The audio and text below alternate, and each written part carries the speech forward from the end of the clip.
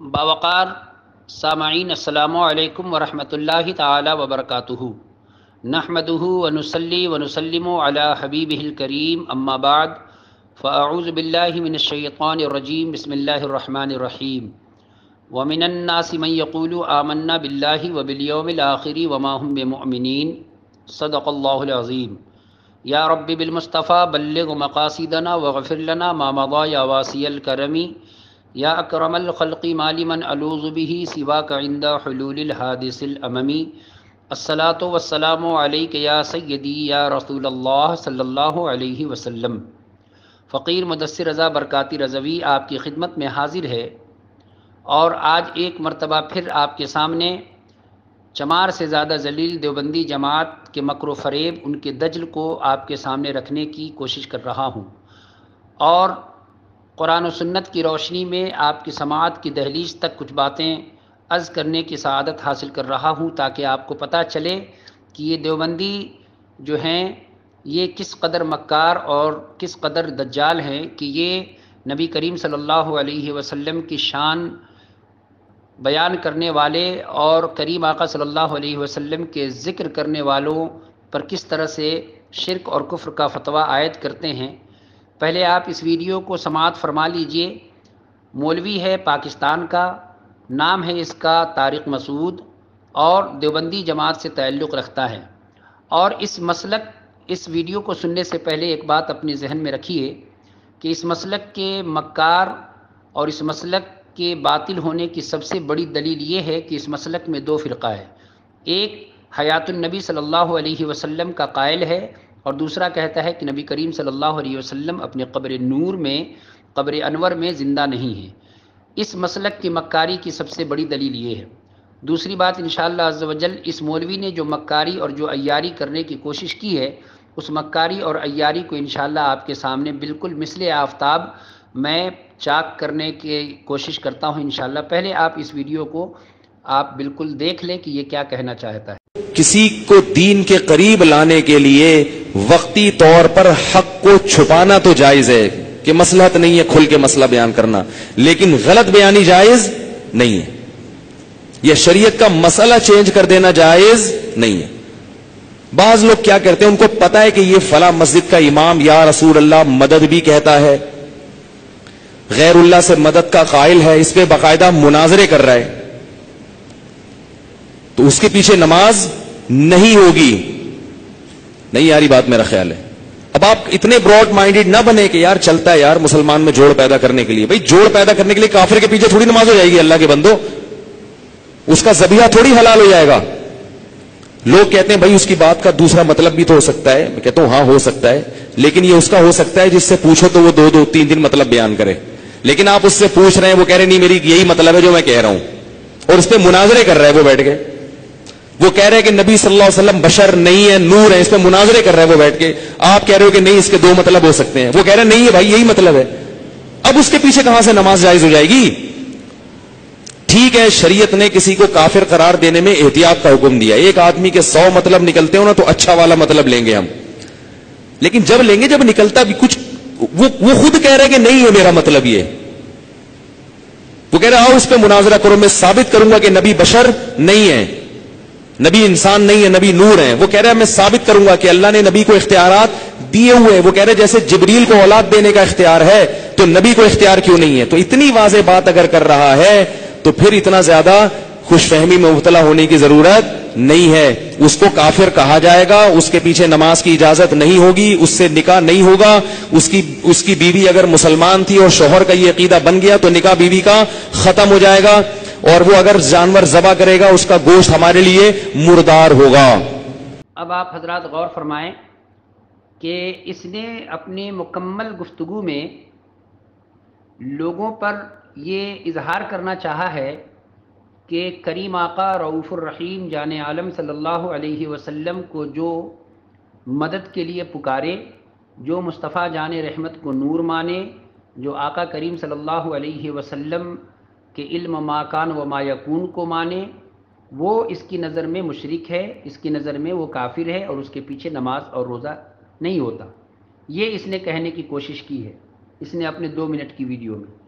لیکن پیارے آئیے میں آپ تمامی حضرات کے سامنے، چونکہ یہ ایک ایسا مسئلہ ہے کہ اس کے لیے بہت تفصیل کی ضرورت ہے، لیکن قرآن و سنت کی روشنی میں اور خود اس مولوی چمار سے زیادہ ذلیل دیوبھنگی مولوی کے گھر کے مولویوں سے اور اشرف علی تھانوی، رشید احمد گنگوہی، خلیل احمد امبیٹھوی کی کتابوں سے میں یہ ثابت کرتا ہوں اور ثابت کروں گا انشاءاللہ کہ جو یہ کفر اور شرک کا فتویٰ ہم اہل سنت و جماعت بریلوی مسلک پر لگانے کی کوشش ناپاک کر رہا ہے، یہ خود اس کے فتاویٰ سے اور اس کے اصول سے خود اس کے مولوی کافر ہیں۔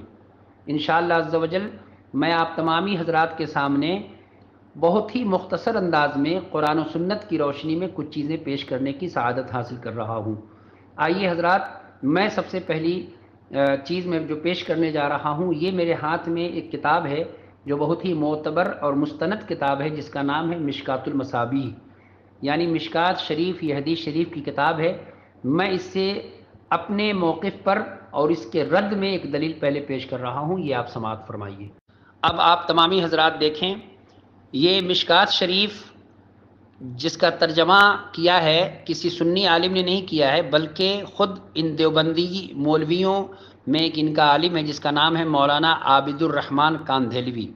اسکرین آپ پر آپ دیکھ سکتے ہیں، میں نے باضابطہ طور پر ان کا کیا گیا ترجمہ میں نے لگایا ہے، مشکات شریف اردو ترجمہ ہے، اور مولانا عابد الرحمن کاندھیلوی ان کے بہت بڑے مولوی ہیں، انہوں نے اس کا ترجمہ کیا ہے، اور حدیث شریف کو میں بیان کر رہا ہوں۔ یہ مشکات المصابیح کی حدیث شریف ہے۔ آپ تمامی حضرات محبت کے ساتھ اس حدیث شریف کو سنیں اور مقدر پہ ناز کریں کہ اعلیٰ حضرت فاضل بریلوی رضی اللہ تعالی عنہ کا مسلک کتنا بہترین مسلک ہے۔ قبر مبارک کے ذریعے استسقاء، یعنی انہوں نے باب باندھا ہے، اور یہ باب الکرامت میں یہ حدیث شریف موجود ہے۔ اس کا ترجمہ بھی سامنے رکھا ہوا ہے، خود دیوبندیوں نے ترجمہ کیا ہے، اس کا ترجمہ دیکھیں۔ میں پہلے عربی متن پڑھتا ہوں تاکہ انشاءاللہ عز و جل آپ کو سمجھ میں آ جائے۔ عن ابی الجوزاء قال قحط اہل المدینة قحطا شدیدا فشکوا الی عائشة فقالت انظروا قبر النبی صلی اللہ علیہ وسلم فجعلوا منه قوا الى السماء حتى لا يكون بينه وبين السماء سقف ففعلوا فمطروا مطرا حتى نبت الاشب وسمنت الابل حتى تفتقت من الشحم فسمي عام الفتق، رواہ الدارمی۔ یہ حدیث شریف مشکات المصابیح میں ہے۔ کریم آقا صلی اللہ علیہ وسلم کے ظاہری وصال کے بعد مدینہ شریف میں بہت ہی زبردست قحط سالی ہو گئی، یعنی سوکھا پڑ گیا، لوگ پریشان ہو گئے، اور اس قدر پریشان ہوئے کہ کہیں اب کوئی راستہ جب نظر نہیں آیا تو امہات المؤمنین حضرت عائشہ صدیقہ رضی اللہ تعالی عنہ کی خدمت میں حاضر ہوئے اور عرض کرنے لگے، حضرت اماں عائشہ ہم بہت پریشان ہیں، بہت ہی اس وقت ہم لوگوں پر شدت کی گھڑی ہے، اور کہیں پانی نہیں ہے، لوگ پریشان ہیں، بچے پریشان ہیں، چرند و پرند جو ہیں وہ پریشان ہیں، ہم کیا کریں، ہم کہاں جائیں؟ اب اس مولوی نے جو کہا تھا وہ سنیے، اس نے کہا کہ اگر کوئی مدد کا عقیدہ رکھ کے مانگے تو شرک ہے۔ تو میں کہتا ہوں کہ سب سے پہلا شرک جو ہے مدینہ شریف کے لوگوں نے کیا، اور مدینہ شریف میں حضرت عائشہ کے پاس گئے تو کیا حضرت امہات المومنین نے شرک کا دروازہ کھولا تھا؟ معاذ اللہ رب العالمین، نہیں۔ تو حضرت اماں عائشہ صدیقہ رضی اللہ تعالی عنہا نے کیا فرمایا؟ کہا کہ نبی کریم صلی اللہ علیہ وسلم کے قبر نور پر چلے جاؤ۔ تو وہاں کے لوگوں نے پوچھا کہ ہم آقا کی بارگاہ میں ان کے قبر پر جا کے کیا کریں گے؟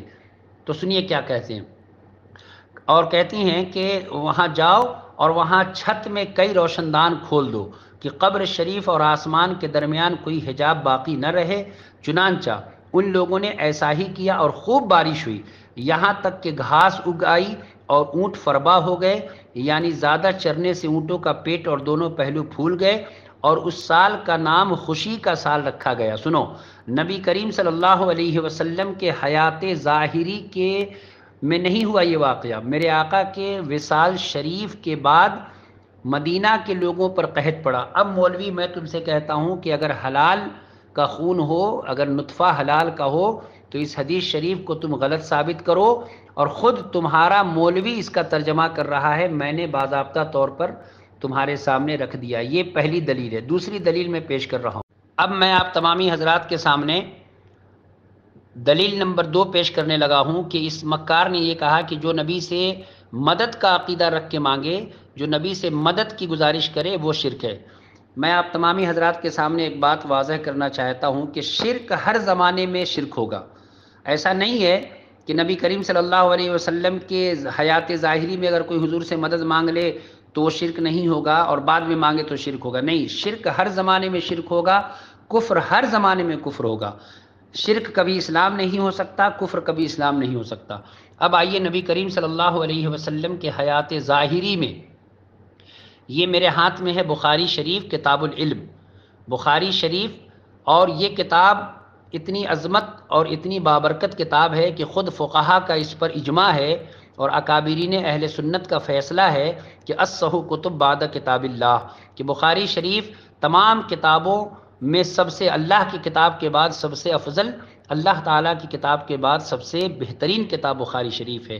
یہ بخاری شریف میرے ہاتھ میں ہے اور اس کا اس حدیث شریف نمبر ہے 119، اور کتاب العلم کی حدیث شریف ہے۔ یہ کیا ہے کہ حدثنا احمد بن ابی بکر ابو مصعب قال حدثنا محمد بن ابراہیم بن دینار عن ابن ابی ذئب عن سعید المقبری عن ابی ہریرہ رضی اللہ تعالی عنہ قال قلت یا رسول اللہ صلی اللہ علیہ وسلم انی اسمع منک حدیثا کثیرا انساہ قال ابسط رداءک فبسطته قال فغرف بیدہ ثم قال دمہ فدممتہ فما نسیت شیئا بعدہ، کہ نبی کریم صلی اللہ علیہ وسلم کی خدمت میں حضرت ابو ہریرہ رضی اللہ تعالی عنہ حاضر ہیں، اور حضرت ابو ہریرہ رضی اللہ تعالی عنہ یہ وہ ابو ہریرہ ہیں جو سب سے زیادہ حدیث کے راوی ہیں اور انہیں امام المحدثین کہا جاتا ہے۔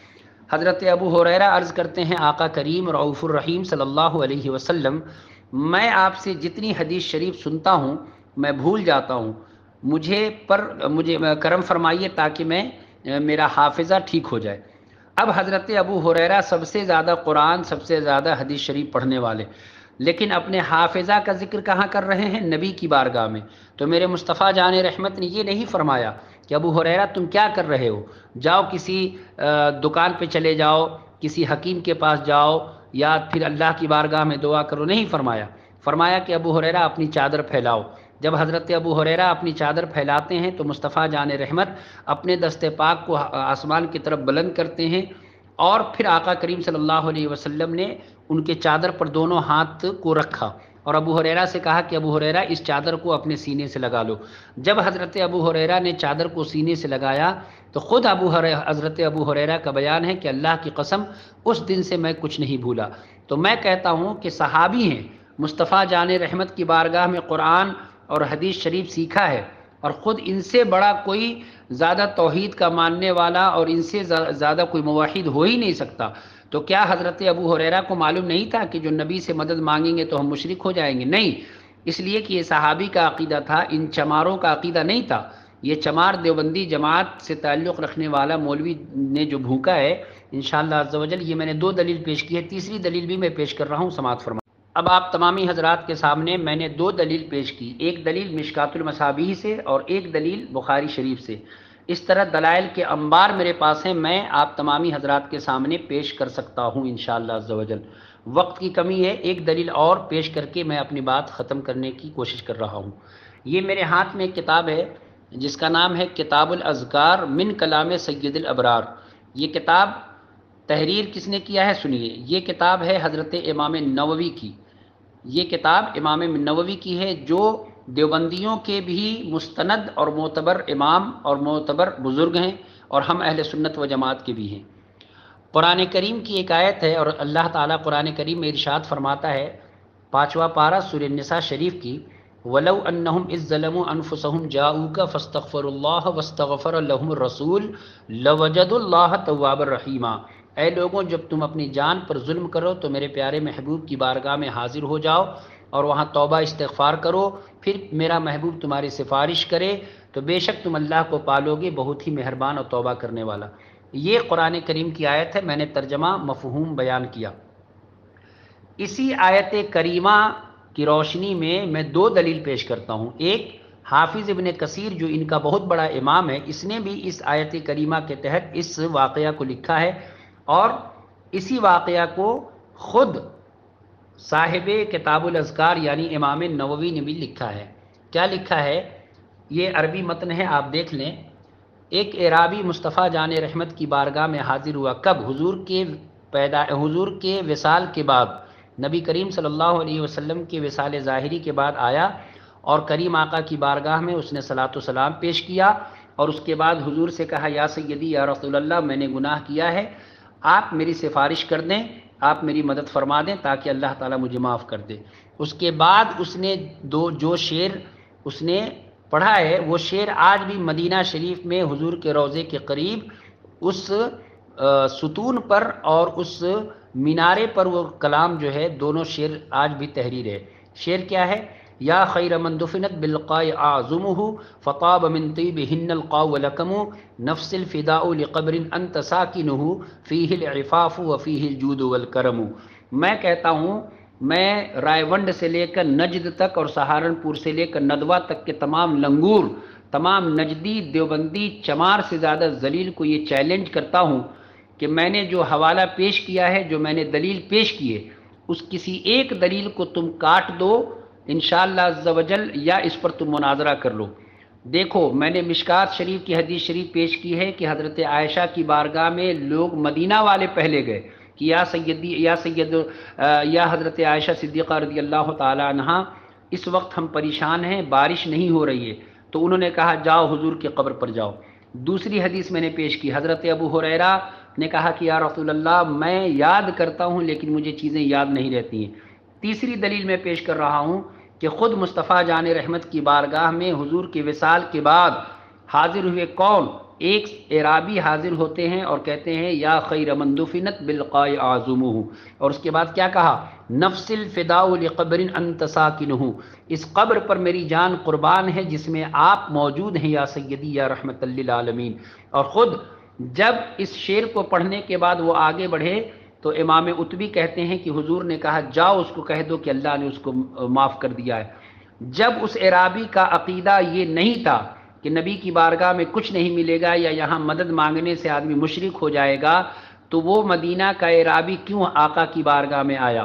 اور اس واقعہ کو خود حافظ ابن کثیر نے بھی اپنی تفسیر میں لکھا، اور خود اس واقعہ کو امام نووی نے بھی اپنی کتاب الاذکار میں لکھا ہے۔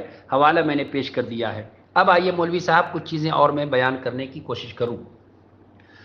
تمہارا مجدد جس کو تم حکیم الامت کہتے ہو، اصل میں وہ لعین الامت تھا، اس شرف علی تھانوی نے ایک کتاب لکھی ہے جس کا نام ہے نشر الطب۔